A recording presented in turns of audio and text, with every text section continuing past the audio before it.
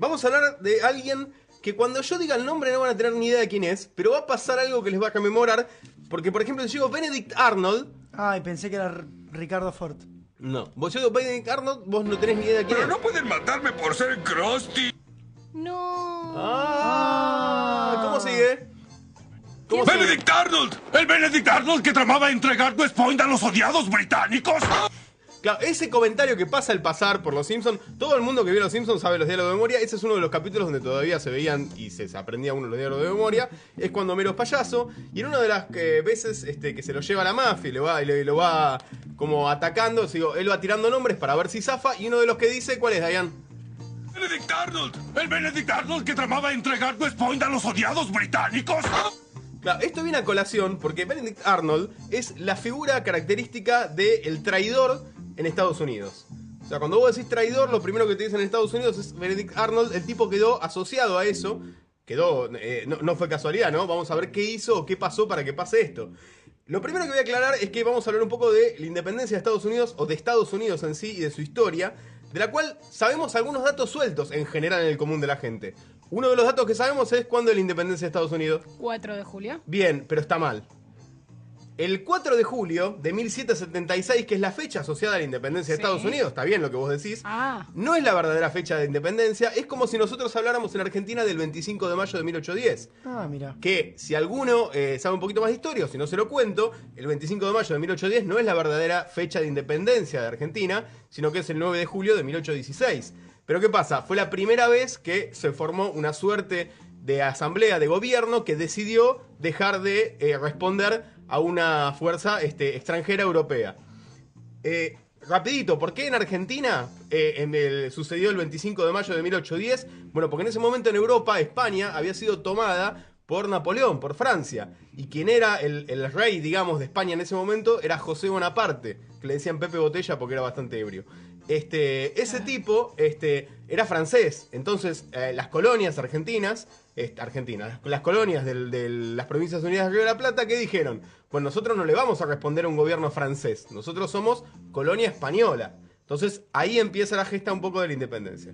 Bien, eso un poquito para que se pongan en fila. Lo que acá pasaba, lo que en Argentina pasaba con España, en Estados Unidos, en el norte, pasaba con Francia e Inglaterra. O sea, eran los dos países que habían colonizado el norte y eran los dos entre los que se peleaban por a ver quién se quedaba con el territorio, quién agrandaba sus colonias. Vamos a hablar de una persona que se llama Benedict Arnold, como bien dijimos, y que nació el 14 de enero de 1741 en Norwich, que lo que ahora es Connecticut. Que no sabemos mucho dónde queda, pero siempre vemos que hay un dato que lo investigó en la Universidad de Connecticut. ¿Vieron que pasa mucho eso? Como dice Capusotto. ¿Qué dice Capusotto? Connecticut. Yo no sé Connecticut. Siempre hay algo que en la universidad se ve que tiene mucho tiempo, mucho dinero. Ahí porque- Esa y la de Massachusetts. La de Massachusetts. Massachusetts. Las dos Son las universidades dos que que- más cosas han hecho por la humanidad. Vamos a ver que de Benedict Arnold a los 15 años se unió a las milicias de las colonias de Connecticut. O sea, cuando todavía formaban parte de lo que era Gran Bretaña, o sea, dominado por Gran Bretaña, él formaba parte de las milicias, de los que estaban como en contra de esa posesión.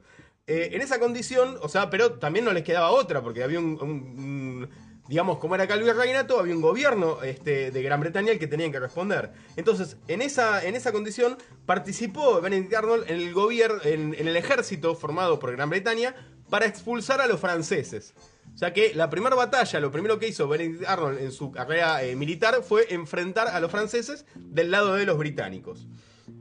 Cuando el 4 de julio de 1776, las 13 colonias en las que estaba dividida Estados Unidos proclamaron su independencia de Gran Bretaña, Arnold se unió nuevamente a la milicia de Connecticut y participó en los primeros combates contra las tropas británicas. O sea, ahí es la primera vez que, digamos, se da vuelta entre comillas. Él era parte de una de las colonias, primero lucha a favor de Gran Bretaña y después se da vuelta y empieza a luchar del lado de la resistencia de los que querían la independencia. ¡Benedict Arnold! Ese mismo.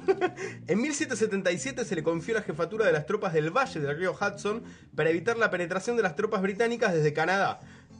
O sea que estaba al mando del ejército, digamos, que estaba a favor de la independencia, cubriendo la parte norte de lo que ahora es Estados Unidos. Habíamos dicho, fue ascendiendo en la carrera militar dentro del bando de Estados Unidos, de lo que ahora es Estados Unidos, y en 1779 se le confió la jefatura del fuerte estadounidense de West Point, Nueva York. ¿West Point le suena? Tiralo de nuevo, Diane, porque es justo lo que dice. ¡Benedict Arnold! ¡El Benedict Arnold que tramaba entregar West Point a los odiados británicos!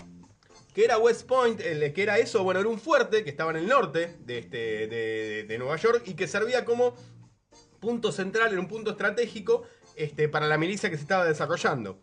Bueno, ¿qué pasaba? Para esa fecha, o sea, ya avanzada la guerra, ya de la independencia de Estados Unidos, digamos, dijimos que la declaración había sido el 4 de julio de 1776 y ahora estamos en 1779. Bueno, él estaba a cargo de ese regimiento y se le empezó a pudrir un poco las cosas, las relaciones con el ejército de Estados Unidos. Pasaba dos cosas fundamentales. Una era que le debían mucha guita. Y era una época donde los soldados cobraban poco, los generales cobraban un poco más, pero era un momento de mucha pobreza. La guerra trae pobreza. Entonces era necesaria la plata, era un motivo suficiente para estar muy enojado. Y otra cosa que le pasaba es que la mujer, siempre hay una mujer en el medio, era leal a la colonia, a la corona británica. ¿Sí? Se había casado con una mujer que estaba de acuerdo con que continúe el control del gobierno británico sobre lo que ahora es Estados Unidos. Entonces, esas dos presiones, primero que estaba pobre y que no tenía cómo subsistir y cómo mantenerse, y segundo que su mujer le martillaba la cabeza con que dale, che, mejor si somos ingleses, mirá, tiene más rico el té, hace mejor chocolate, hay mejor onda para allá, digo, ¿por qué no nos dejamos vencer, nos dejamos de joder con esta cosa de la independencia y todo eso, y nos dedicamos a ser colonia inglesa y la vamos a pasar mejor? Y que te digan señorita inglés. Que te digan un señorito inglés, puedes usar pelucas, sus trajecitos apretados. Pollerita, todo. Sí, tal como la camisa que tengo en este momento. Bueno. Sí. Bien. Le tengo miedo al botón, Shh, cállate. Bueno, entonces, en septiembre de 1780... ahí está. Perdón, me iba a perder la lectura. Esta vez lo imprimí. Arnold tramó un plan que de funcionar había otorgado el control de valle del río Hudson a las fuerzas británicas y hubiera ayudado a que éstas dividieran todo el territorio en el que estaba organizada la resistencia de Estados Unidos. A lo largo de 1780, Arnold intentó contactarse con los jefes militares de Gran Bretaña para ofrecerles sus servicios y lograr que confiasen en él. Finalmente, se logra contactar con un general, con un Henry Clinton, y a través de cartas, de misivas, le ofrece entregar West Point, que es este fuerte, este lugar que él era el que lo manejaba y que era tan importante estratégicamente para la guerra que estaban librando.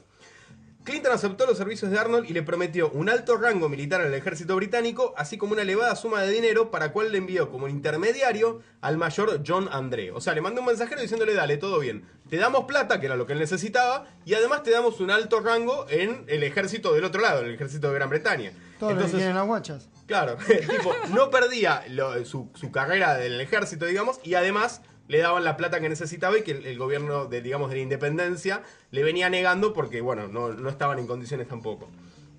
El complot se descubrió cuando en septiembre de 1780 André, o sea, el que habían mandado a negociar, a decirle que todo bien, fue descubierto por milicianos estadounidenses mientras subía de vuelta a las filas británicas. En poder de André se hallaban papeles y unas cartas que demostraban, o sea, que servían como prueba de la traición que estaba efectuando Benedict Arnold. Por lo tanto, en cuanto se enteró que había sido atrapado, que lo habían agarrado, que lo tenían secuestrado, dijo, bueno, acá me van a deschavar todo, le van a encontrar la carta, me fríen, se rajó, abandonó y se fue. Dejó el fuerte solo y se fue.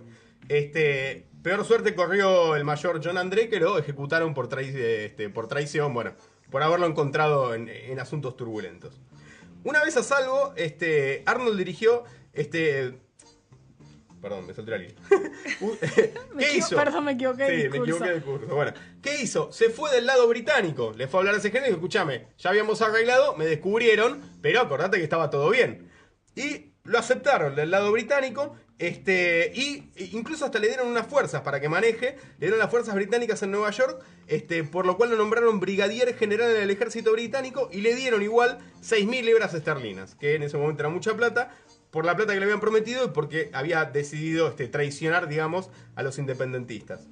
A inicios de 1781 continuó dirigiendo tropas británicas, pero tras la derrota británica en Georgetown, que esa es la guerra que determina, esa es la última guerra, la de Georgetown es la que finalmente termina por expulsar a los Yorktown. ingleses. Sí, Hay un Yorktown. gran tema del musical Hamilton que Sí. se llama Yorktown.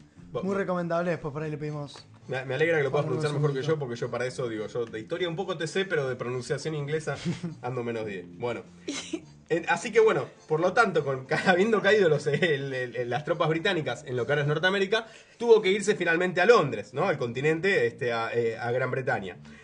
Ahí pasó sin ton ni son, digo, se fue quedando pobre, le fueron negando cargos en los gobiernos militares, digo, en las milicias británicas, lo fueron como dejando a un costado hasta que finalmente no le dieron más bola y terminó quedándose pobre y descreído, porque ¿qué pasaba? Por un lado no podía volver a Estados Unidos, digo, a USA porque los había traicionado, pero por otra parte, la gente de Gran Bretaña, como sabía que tenía este antecedente de traición, no le tenía mucha fe, o sea, no confiaba mucho en el tipo porque dijo, si ya traicionaste una vez, y por ahí después nos terminás traicionando a nosotros también.